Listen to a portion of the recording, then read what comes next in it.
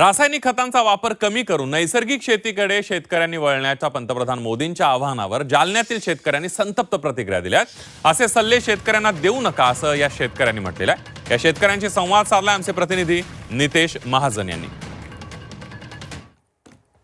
इंधनाचा वापर जो आहे तो जपून करावा आणि जे आपलं खत आहे रासायनिक खत त्याचा देखील वापर कमी करून सेंद्रिय शेतीकडे वळावं। काय म्हणणं आहे?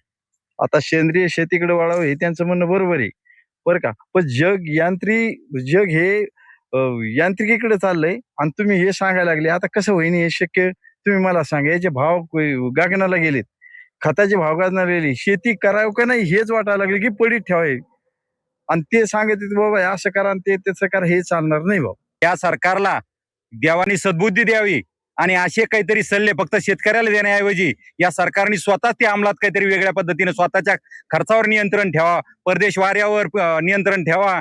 जिथं ह्या मोदी सरकारमधील सर्व मंत्री असतील, मोदी सेठ असतील, हे दर 8 दिवसाला 10 दिवसाला विदेश वारीवर जातात। त्याच्यावर त्यांनी निर्बंध आणले पाहिजे, खर्चावर निर्बंध आणले पाहिजे। त्यांच्या ताफ्यात फिरणाऱ्या शेकडो वाहनं आहेत त्याच्यावरला भार कमी केला पाहिजे, ना की सर्वसामान्य जनतेला आकलेचे धडे शिकवणं आता त्यांनी बंद केलं पाहिजे। तुम्ही एकीकडे सल्ला द्यायला लागले की रासायनिक खताचा वापर कमी करा आणि कुठं इंधन कमी वापरा, हे सल्ले तुम्ही कोणाला देताय? त्याचं अवलोकन तुम्ही बघा, तुम्ही स्वतःला आरशात बघा, तुम्ही काय करताय, खरं इंधन कोण जास्तीचं वापरतं हे तुम्ही बघा, तुमच्या कंपन्यांमध्ये काय होतंय ते बघा। सगळ्या रासायनिक कंपन्या तुमच्या आहेत आणि तुम्ही जाचं काठी लावता शेतकऱ्यांवर। हा कसला न्याय? हा तर निवळ तुगलकी निर्णय झाला।